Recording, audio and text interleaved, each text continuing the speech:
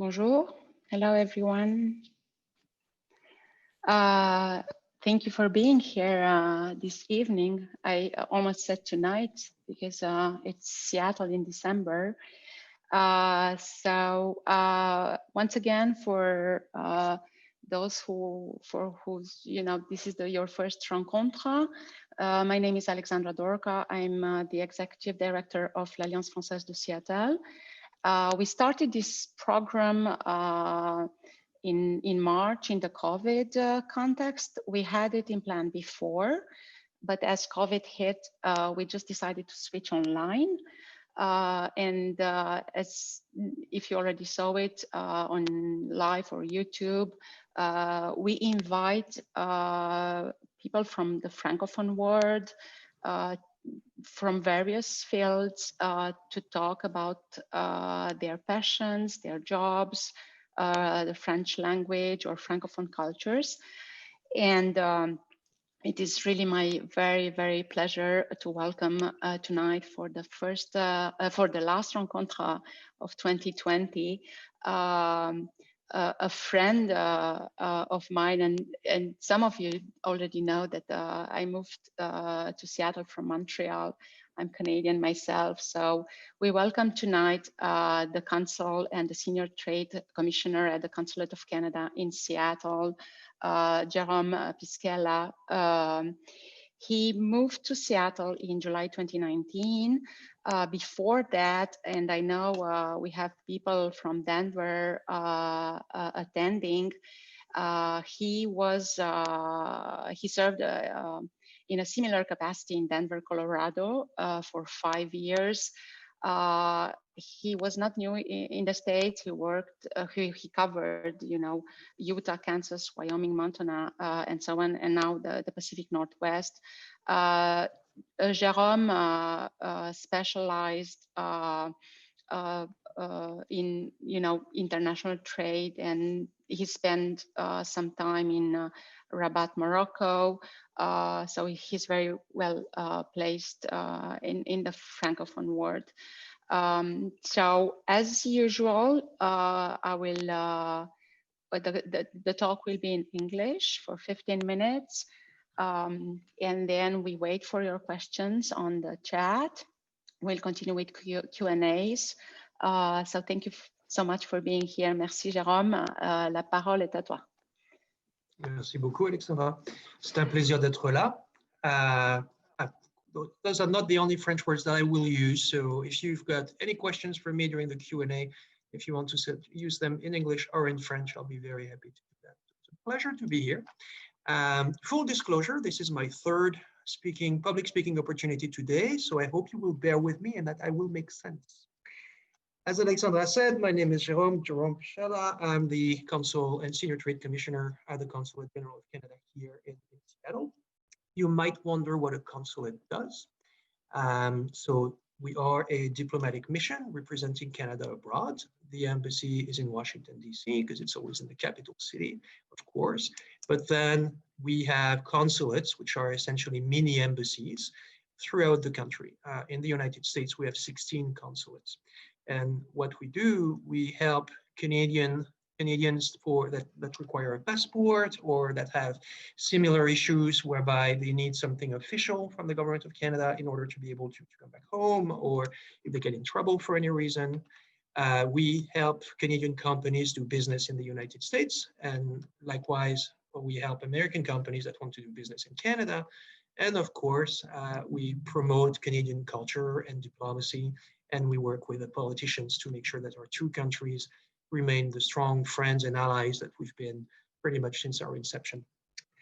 So Alexandra asked me to talk a little bit about Canada as a whole and to talk about the French language in Canada. So you may not know it, but Canada has two official languages, English and French. Both have equal footing, equal right. You have access, let's say, for instance, that you need to go to a tribunal, you can have access to a hearing in the official language of your choice. When you deal with the federal government of Canada, wherever you are in Canada or abroad, you have access to services in both official languages as well. Why is that? It's because Canada was funded both by France and by the United Kingdom. And until Canada was actually created, that then became a dominion of the British Empire in the 17th century, 18th century. Then at the time there were like two different people living next to one another, and when we merged, when Canada came to be, there were few more Francophones than there were Anglophones, and therefore the linguistic laws were passed that Canada would be a bilingual country. To this day, there are a little bit over 37 million Canadians, and about between 20 and 25% of them count French as their mother tongue. So that's a little bit over 8 million people that speak French in Canada. Still an important number. It's also a number that's a little bit hard to read because, okay, you can have French as your first language or as your mother tongue, but maybe you use more English, or conversely, you might have been born in an Anglophone family, but you tend to live in French because, let's say, your spouse is French, or you live in an area where French is a predominant language. Furthermore, we also have a lot of people, mainly immigrants, that immigrate to Canada and that may have another language as their first language, Punjabi, Chinese, Arabic, you name it, but that actually can speak French and or English. So, but as a whole, it's a pick it like between 20 and 25%, that's the number. And the geographic distribution is pretty uneven. So I'm sure you've heard about the province of Quebec. The province of Quebec is the second largest province in Canada by population, with about 8 million people.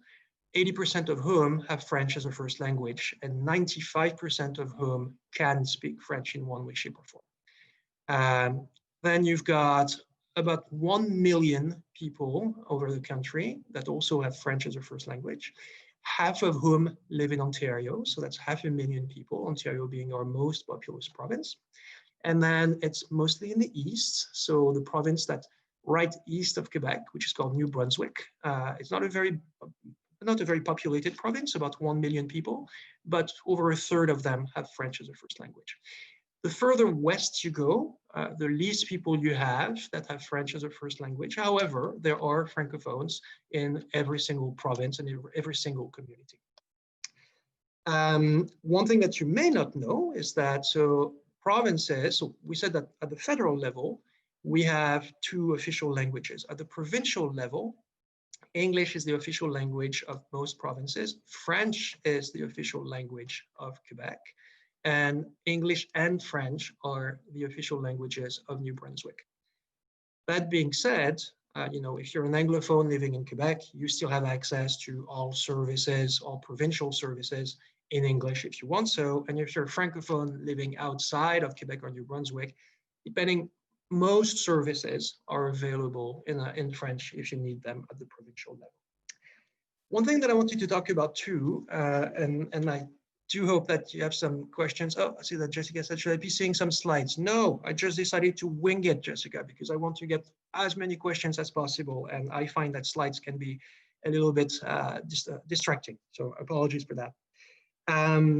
One thing that I wanted to talk about specifically about Canada is the fact that we are a country of immigration.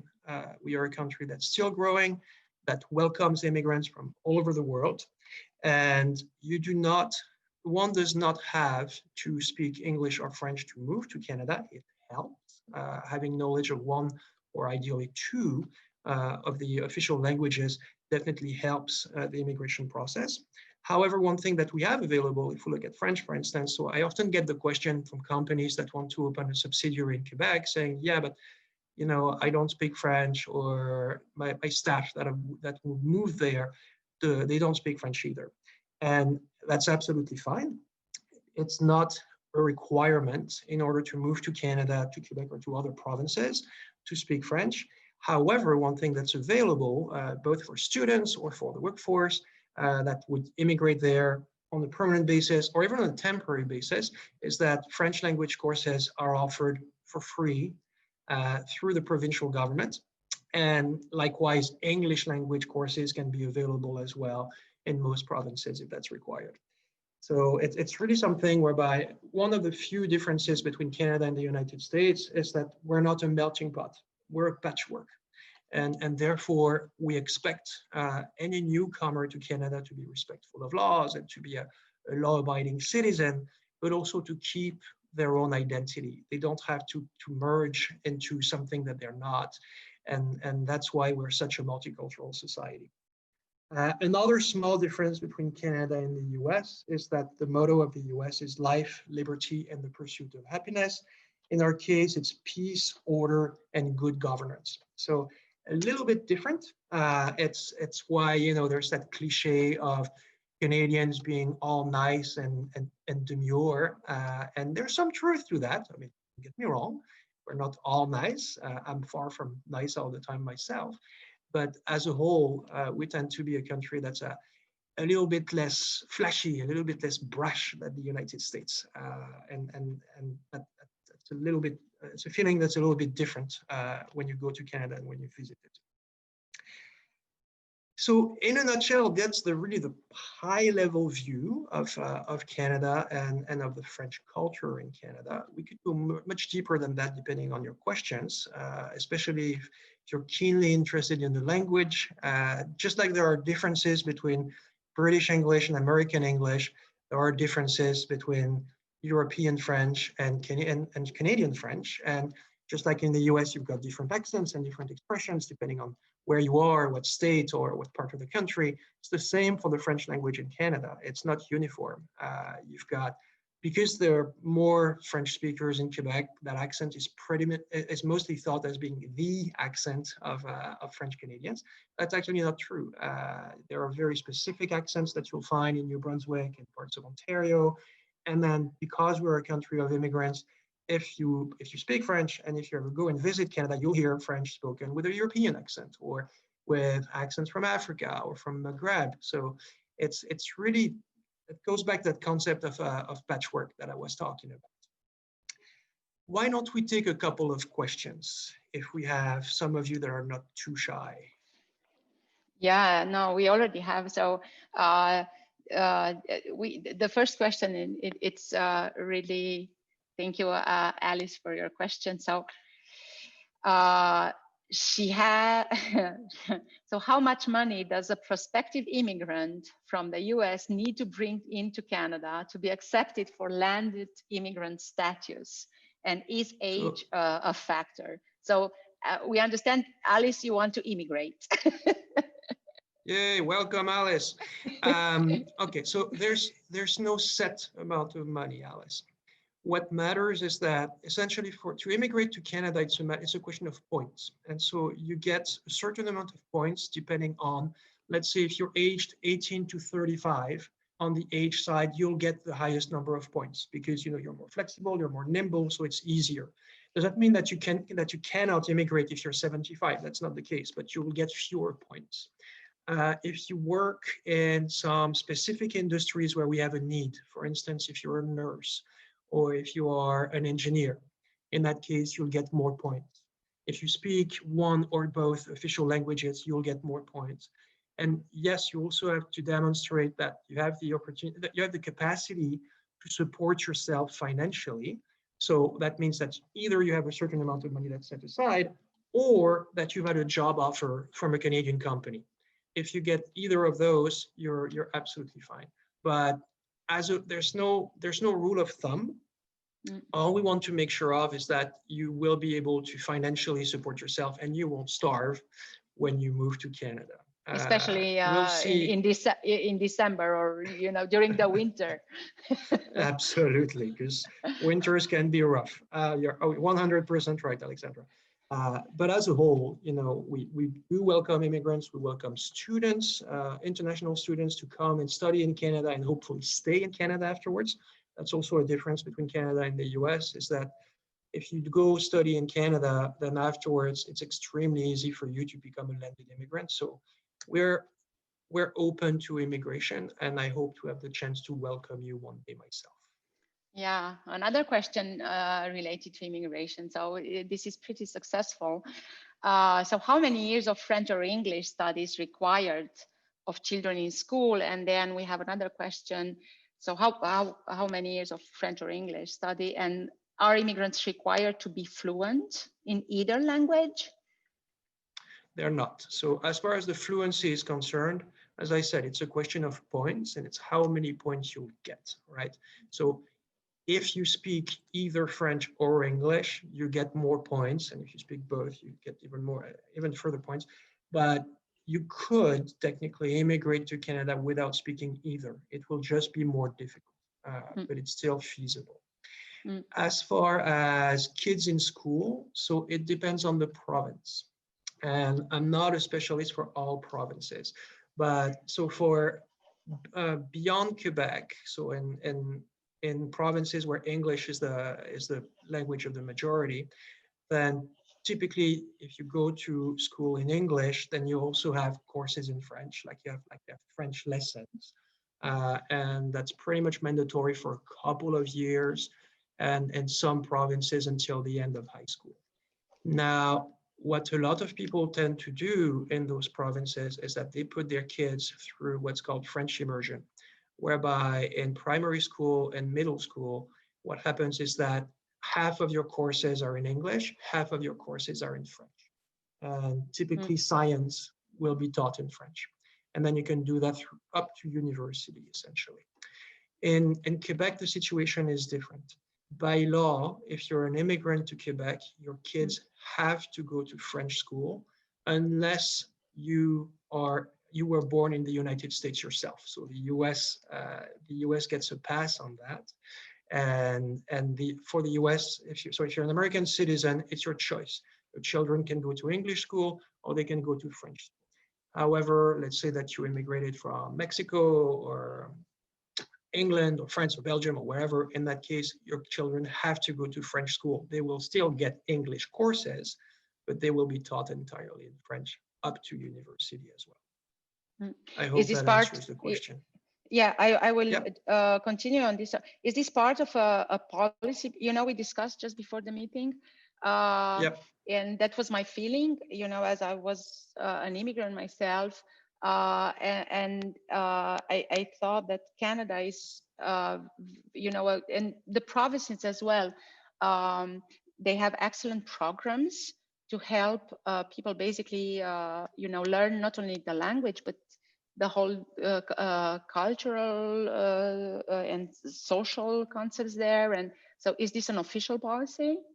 It is an official policy. It's been an official policy of the province of Quebec since 1976, if memory serves. That's called the Law 101, which was passed in order to make sure that the French language would not be threatened or would not disappear from the province, since it is the only province/state in all of North America where French is the predominant language.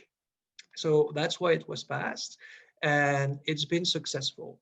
It's been successful in the sense that every study shows that the use of the French language in the province has remained steady and even increased among immigrants or among Anglophones. So and Francophones themselves have become more bilingual as well.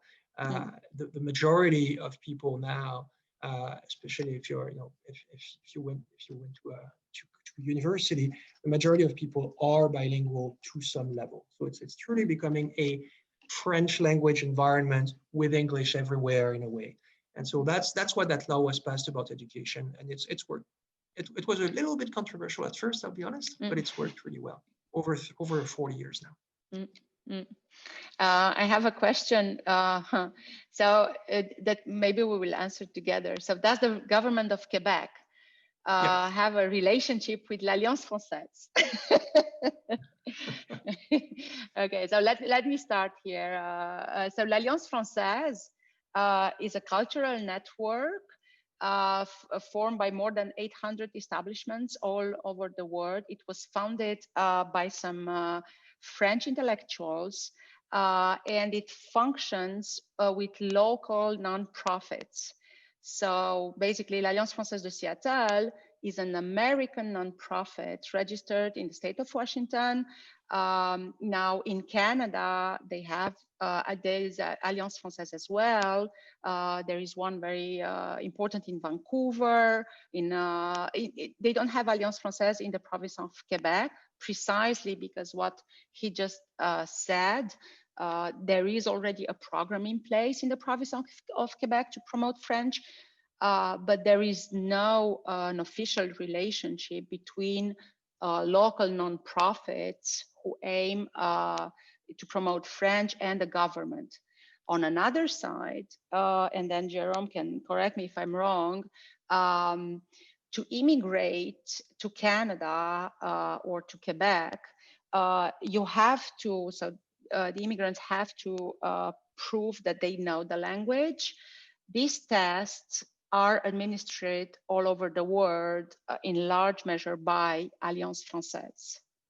So basically, the Minister of Immigration, the Canadian and the Quebec one, they sign partnerships with establishments in France who are organizing such tests. And I talk about the TEF, le TEF, le TCF, TCF, test de connaissance de français, test d'évaluation de français. I don't know, Jérôme, if you want to add something. Yeah, so if I can just slightly correct or be more accurate on what you said. Yeah. It is not mandatory to speak French or English to move to Canada, to move to Quebec, to move to other provinces. However, there are certain types of visas that you can get, or programs, especially if you want to go study. Let's say that you want your kids to go study at the French language university in Quebec or somewhere else, because there are French language universities in a lot of provinces. Then yes, you need to be tested. And same thing if you wanted, if you were a Chinese student who wanted to go study in English, right? They would need to get their English tested as well. And yes, we work with Alliance Française for those tests all around the world. You're absolutely right on that, Alexandra. So the question was specifically about the government of Quebec. I'm first going to start by talking about my own department, my own employer, which is the federal government of Canada. Yes, we work with Alliance Française all around the world because it is part of our mandate to showcase the two official languages of Canada. So when we're in Francophone countries, we promote English as much as we can.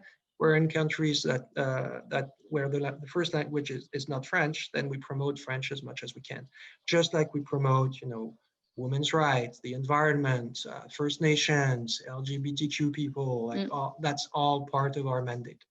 And so that's what I'm here. And that's why we try to work as much as possible to showcase the dualistic reality of Canada. We do it during the Mois de la Francophonie, the Francophone month, which is in March. That's when we do the most. But throughout the year, we'll do that.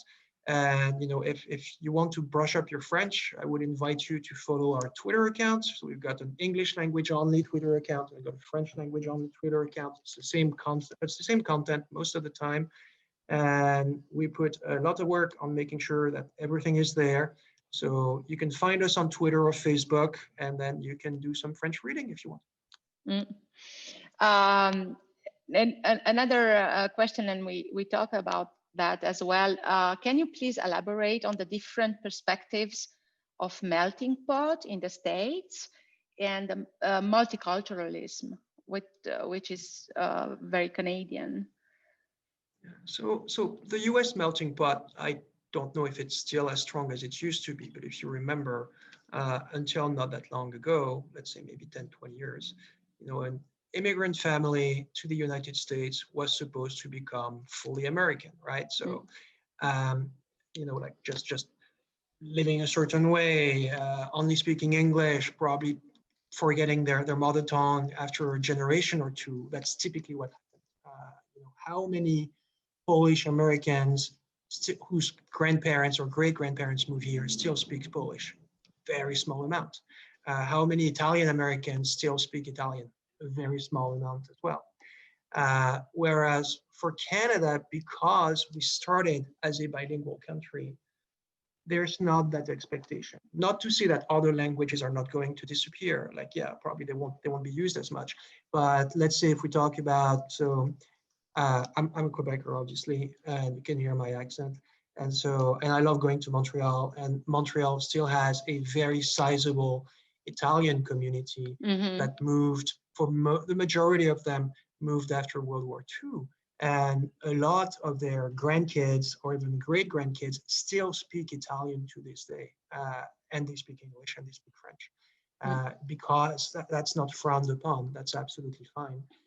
If you look at Toronto, or Toronto's our largest city, and over 51% of the population of Toronto was born outside of Canada. So 51% of people are immigrants to Canada.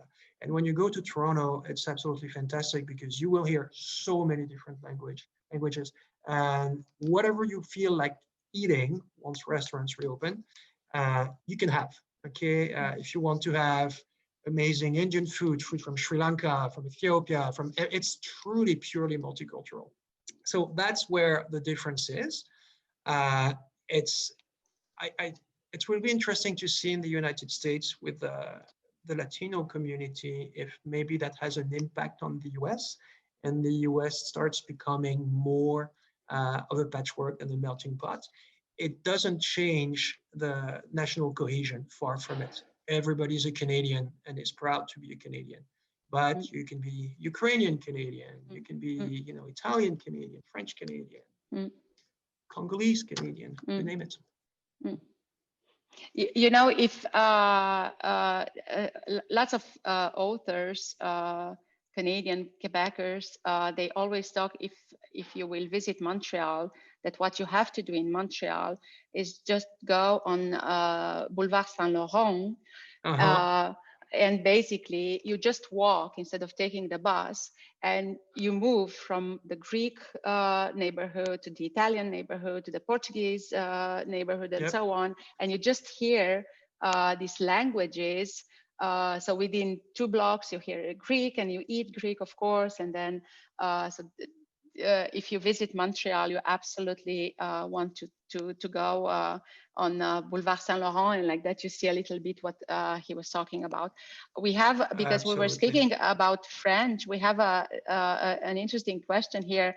So if someone wants to immigrate to Canada from Louisiana and speaks Cajun, would that person get points as a French speaker? It's a really good question. I would think so. Yeah. I mean, it's French. It's a different kind of. It's slightly different kind of French, but it's French. Let me share a story on that. So before Denver, I was posted in Washington, D.C. And in December 2010, myself and 3 colleagues decided to go to New Orleans because we had never been to Louisiana and we wanted to visit it.